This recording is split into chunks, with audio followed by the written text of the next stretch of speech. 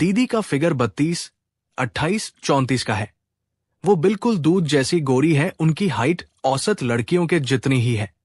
ईशा दीदी की नाभि बहुत गहरी और मस्त है, पिछले दोनों हिस्से बाहर की तरफ निकले हुए हैं। कुल मिलाकर दीदी एक बोम्ब है। उन्हें कोई भी एक नजर भरकर देख ले तो गारंटी से उसका अरमान जाग जाएगा। उसका मन करेगा कि इन्हें यही पटक कर गुफा में पानी निकाल दूं। बात तब की है जब हमारे घर में एक फंक्शन था। सारे घर के लोग इधर उधर अपने अपने कामों में व्यस्त थे।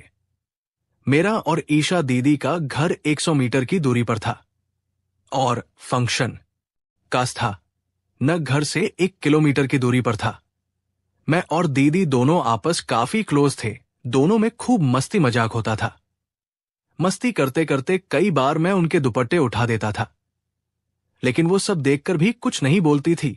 मुझे भी पता था कि दीदी अभी पैकमाल है और वे भी मेरी तरह अंदर से खुद बहुत अकेली महसूस करती है। जैसा कि मैंने लिखा कि घर के सब लोग अपने अपने कामों में बिजी थे। ईशा दीदी के पापा यानी मेरे अंकल ने मुझे घर से कुछ सामान लाने को बोला। ये काम उनके घर जाकर करना था।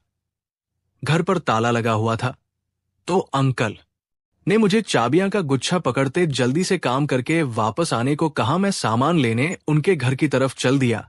उनके घर के अंदर जाने में कुछ ऐसा था कि बीच में एक गैलरी जैसी है और आजू बाजू में सबके कमरे हैं। मैंने जैसे ही गेट खोला और गैलरी में आया तो मुझे कुछ आवाज आई, लेकिन मैंने उस आवाज को नजरअंदाज किया और आगे को बढ़ गया। कुछ ही पल के बाद फिर से वही अजीब सी आवाज मुझे वापस सुनाई दी। तब पता चला कि घर पर ईशा दीदी है, लेकिन मैं कुछ बोला नहीं, बस चुपचाप उनके कमरे के पास पहुंचा तो वहां मुझे अजीब सी आवाज आ रही थी। मुझसे रहा ना गया तो मैंने की होल से देखा। अंदर का नजारा देखकर तो मेरे होश उड़ गए।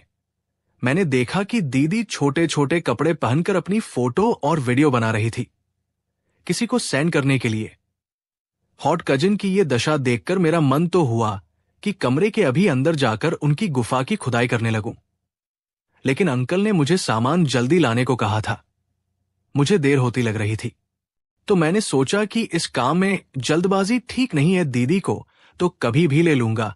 मैं उनके कमरे से दूर हो गया और उनको आवाज दी, दीदी आप घर पर ही हो? या वो एकदम से सहमी सी आवाज में बोली, हा तुम कब आए? मैंने कहा मैं बस अभी ही आया हूं। अंकल ने सामान लाने को बोला है। दीदी ने अपने कमरे का दरवाजा खोला और मैंने देखा कि वे अपना हाथ छुपा रही थी, लेकिन मैंने देखा हाथ की उंगली में कुछ लगा हुआ था। मैं सामान्य भाव से बोला, ये सामान चाहिए। उन्होंने कहा 1 मिनट रुको, मैं अभी आई वॉशरूम से। दीदी वॉशरूम चली गई, लेकिन वे अपने फोन को बेड पर छोड़कर गई थी। वो भी अनलॉक था।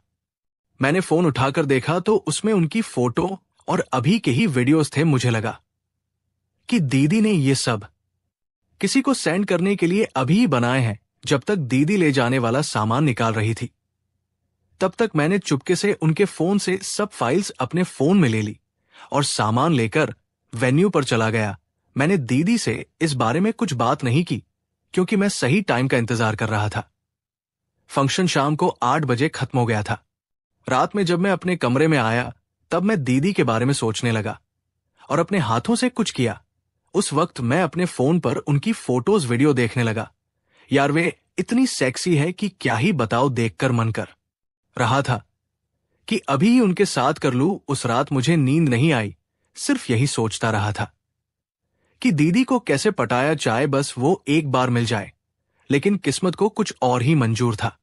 कुछ दिन बाद अंकल का फोन आया कि वे सब लोग 10 दिन के लेकिन ट्रिप पर जा रहे हैं। ईशा की छुट्टियां नहीं है, इसलिए वो घर पर ही है। तुम रात में मेरे घर में ही सो जाया करना। मैंने खुशी खुशी ओके बोल दिया। 2 दिन बाद सब लोग ट्रिप पर चले गए। मैं रात में खाना खाकर दीदी के पास रात में चला गया। दीदी मुझे अपने से बगल वाले कमरे में सोने को बोला। मैं ओके बोलकर कमरे में चला गया। उधर मैं दीदी के बारे में सोचने लगा। तभी मुझे उनके कमरे से आवाज फिर से आने लगी। मैंने झट से उठकर फिर से की होल से झांका तो देखा कि दीदी फोन में वीडियो देख रही थी। फिर दीदी ने अपना पानी निकाला और सो गई।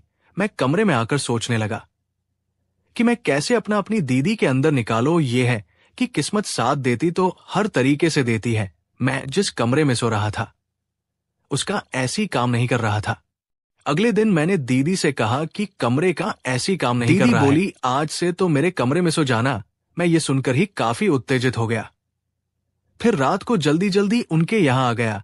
मैं दीदी के कमरे में उनके बिस्तर के नीचे सोने जा रहा था तो वे बोली, अरे ऊपर ही आना, इधर जगह तो है, एडजस्ट कर लेंगे। ये मेरे लिए सोने पर सुहागा हो गया। मैं भी ओके बोलकर उनकी तरफ पीठ करके सोने का नाटक करने लगा। करीब 1 घंटे बाद दीदी ने मुझे आवाज दी। मैं कुछ नहीं बोला। उन्होंने मुझे हिलाकर चेक किया कि मैं सोया हुआ हूं या नहीं। फिर कुछ देर बाद मुझे बिस्तर हिलने का एहसास हुआ। मैं समझ गया कि दीदी शुरू कर रही है, पर मैं कुछ नहीं बोला। मैं अपनी तरफ से बिल्कुल जल्दबाजी नहीं करना चाहता था। आज दीदी बहुत धीमी आवाज में मौन कर रही थी। मेरा नाम लेकर अपने हाथों से कुछ कर रही थी। ये सुनकर मेरे तो होश उड़ गए। फिर उनका रस निकल गया और वह वॉशरूम में चली गई। मैंने नोटिस किया कि उनका थोड़ा सा पानी बेड पर गिरा था। मैंने उसकी स्मेल ली। वो महक मुझे मदहोश कर रही थी। उसके बाद दीदी वापस आई। मेरे तो नींद उड़ गई थी और बगल में गर्म माल के लिए रेडी हो, तो ऐसे में कहां नींद आती। कुछ देर बाद मैंने देखा कि दीदी सो रही है। तब मैं उठकर वॉशरूम गया और वहां जाकर मेरा काम हो जाने के बाद जब मैं बाहर आ रहा था तब मैंने देखा कि दीदी दरवाजे पर खड़ी थी। वह मुझसे हंसकर कहने लगी थी, क्या कर रहे थे? अंदर अभी सबको घर पर बताती हूं। मैं बोला, सॉरी दीदी। मैं बोली क्यों कर रहा था, वो भी गेट ओपन था वॉशरूम का। अब मैं बिंदास बोला, आप भी तो करती हो। ये सुनकर उनके होश उड़ गए। वे पूछने लगी, तुम्हें कैसे पता? मुझे सब पता है। फंक्शन वाले दिन मैंने सब देखा है। लो आप भी देख लो। ये कहकर मैंने अपने फोन में उनकी फोटो व वीडियो दिखा दी। दीदी इस बात पर मुझ पर गुस्सा करने लगी। मैंने सॉरी कहा तो वे मुझसे बोली, चलो कोई नहीं, देखो हम दोनों को ही ये सब चाहिए। मैं बाहर मुंह मारने जाऊंगी नहीं। प्लीज तू आज मुझे सेटिस्फाई कर दे। समझ ले कि ये सब इस उम्र में चाहिए ही होता है। तुझे मैं पसंद तो हूं ना? मैंने कहा, मुझे तो आप हमेशा से ही पसंद हो दीदी। आपको क्या बताओ, आपको देखकर मेरा क्या हाल हो जाता है। दीदी तो तुम्हें पहले कहना चाहिए था ना। मैं बोला, मुझे इस बात का डर लगता था कि कहीं आपने मुझे मारा या डांटा तो मेरी तो मर लग जाएगी ना। मुझे तो कॉन्फिडेंस दबाया जब आप मेरा नाम लेकर रही थी। वह बोली, तुम्हें बगल में देख कर रही थी, इसलिए मैं तुम्हारा ही नाम लेकर करने लगी थी। पर चलो ठीक है, कोई बात नहीं, जब हम दोनों को एक दूसरे का सब पता ही है तो अब क्यों वक्त खराब करना। ये कहकर दीदी ने मुझे कमरे के अंदर चलने का इशारा किया। जैसे दीदी और मैं कमरे के अंदर गए तो मैंने देखा दीदी ने जीन्स और टॉप पहनी है। दीदी जीन्स में क्या कमाल लग रहे थे। फिर मैं दीदी के साथ शुरू हो गया। 4-5 घंटे बाद में जड़ गया, लेकिन अभी तक दीदी का पानी नहीं निकला था, इसलिए वो मुझे छोड़ नहीं रही थी। इसी बीच अचानक अंकल घर लौट आए। उनके अचानक आने की आवाज सुनकर हम दोनों घबरा गए।